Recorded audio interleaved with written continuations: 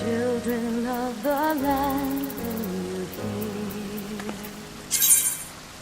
echoes of truth that once rang clear, two souls intertwined, one true love they did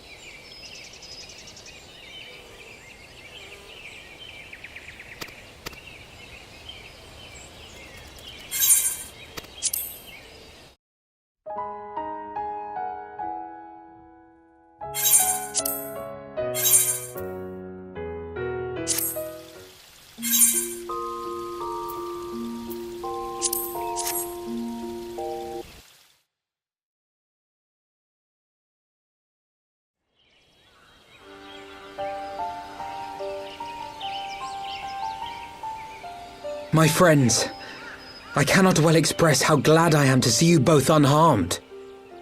They say that Omega's clash with the Primal shook the very firmament. You need not have worried. The battle took place far above the ground. We were able to observe in relative safety, though I'm given to understand that there were casualties on the far side of the wall. It was like watching a nightmare unfold before our very eyes. Ilbird's primal manifested in the form of a colossal dragon, a being of pure violence. It burst forth from the cocoon with such terrible force. That such a horror should spring from the eyes of Nidhogg comes as no surprise, nor do I wonder at its form. Ilberd all but announced it in the moments prior to his death. Plainly, it was his dying wish to visit a second calamity upon the Empire.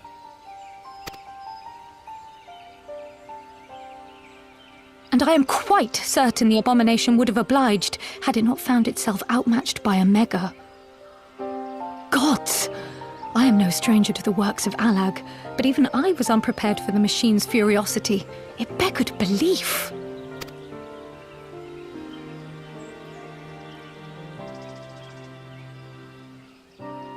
And how fares poor Ida in the midst of all this? Have you spoken with her? She is up on the platform, lost in thought. We deemed it best not to disturb her, but mayhap she would welcome some company after all. Shall we?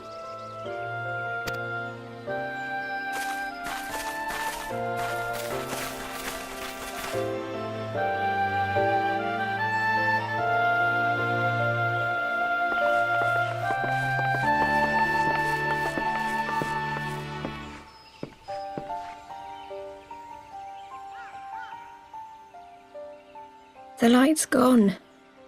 It was all we had left of him. Ida. I don't blame anyone. I knew what was going to happen.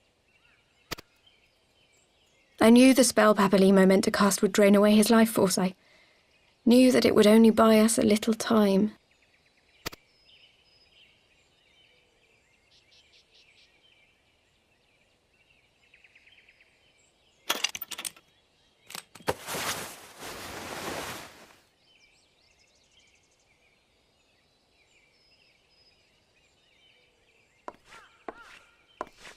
Ida, there is no need to explain.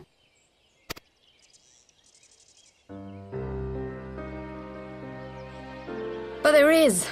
I can't hide in Papalimo's little shadow anymore, and I shouldn't hide behind my sister's mask. 20 years ago, on the day the Empire marched into Alamigo, I was still just a child, not even 5 summers old. My father had been one of the leaders of the revolution. He had fought to overthrow the Mad King, Theodoric. And my sister had fought alongside him. But she was strong and kind, and always knew what to do.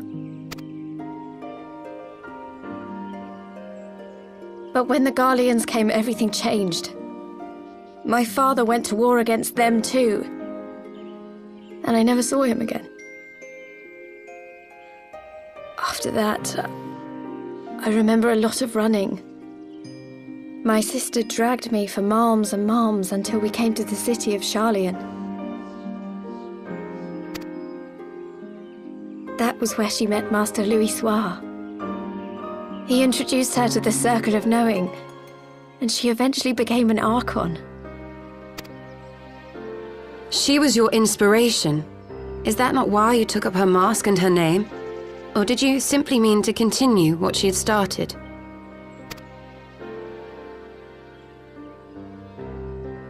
You've known all along, haven't you? That I wasn't Ida.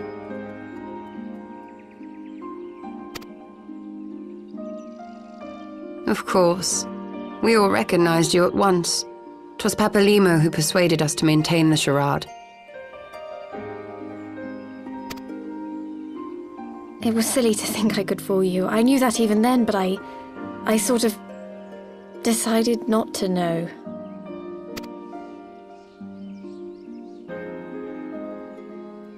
Ida died 6 years ago, on a mission to smuggle refugees out of Alamigo.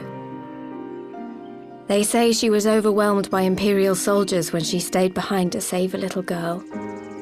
She was so strong. There must have been a lot of them.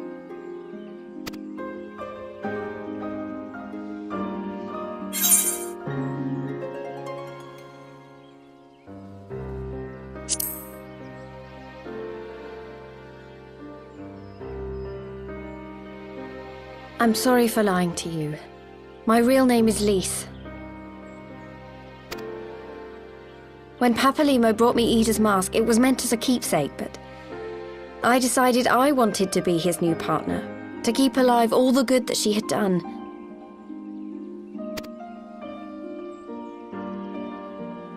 I didn't want to become Ida, exactly. At the time, though, I still didn't know who I was myself, and it almost seemed easier to play the role. Papalimo agreed to help, of course, but it was never what he wanted for me. He wanted me to walk my own path, and those were his final words to me.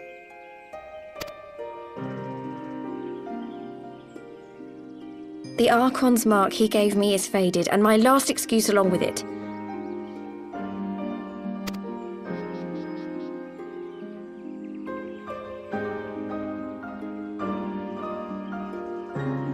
So this is it.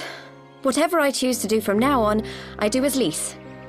And I choose to continue my family's fight.